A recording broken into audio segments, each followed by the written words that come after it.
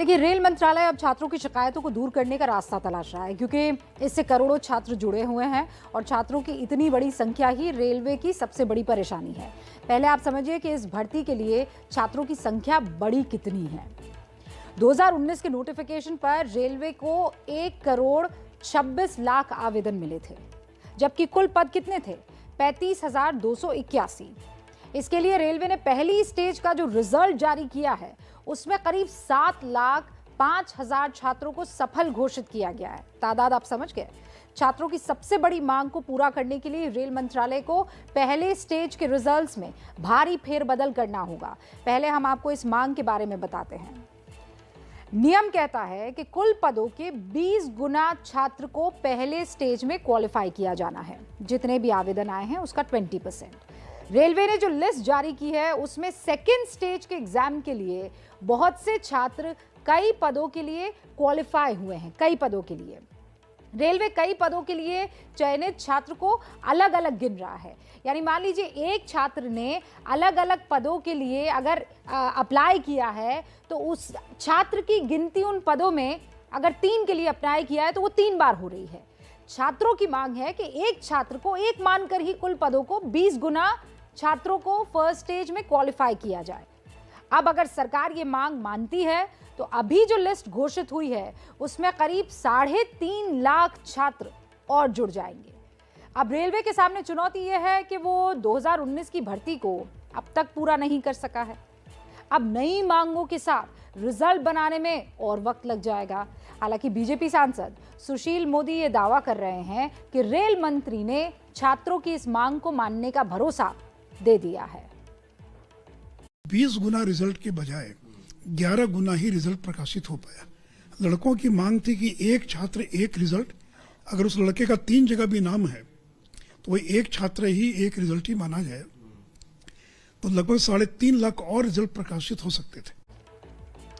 और हमने आपको मास्टर स्ट्रोक में दिखाया था कि रेलवे मंत्रालय की तरफ से जो खुद रेल मंत्री हैं उन्होंने इस बात को माना था कि हाँ, इस चीज़ में बदलाव करने की ज़रूरत है।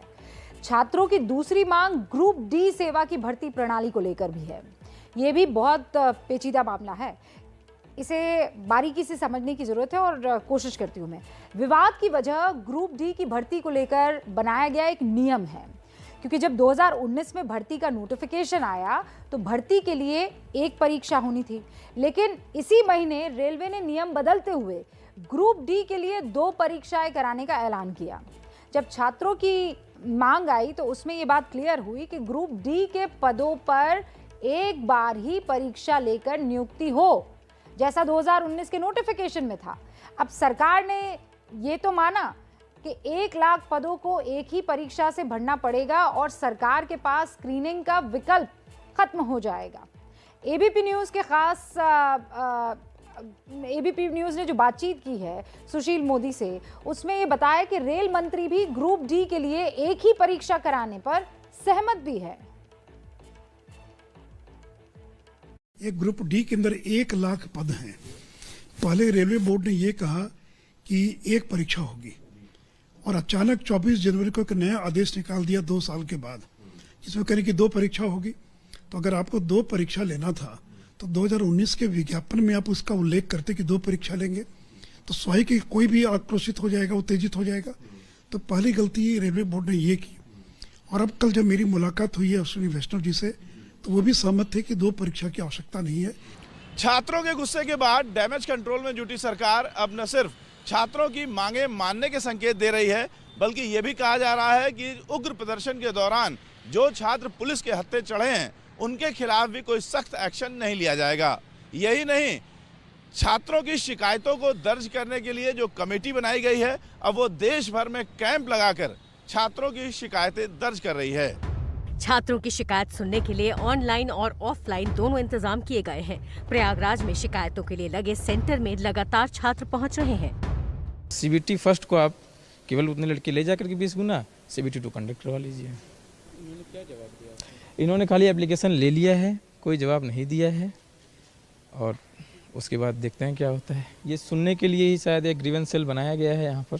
कुछ हमारे अभ्यर्थियों को आशंकाएं थी, उनके समाधान के लिए यह कैंप लगाया गया है। इस तरह के यह कोरल क्लब प्रयागराज में कैंप है। ये आरआरबी इलाहाबाद और उत्तर मध्य रेलवे द्वारा संयुक्त रूप से लगाया गया कैंप है।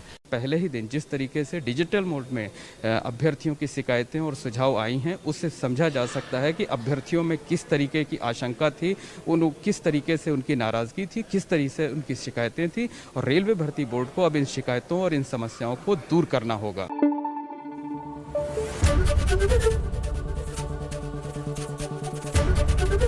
एबीपी न्यूज़ आपको रखे आगे।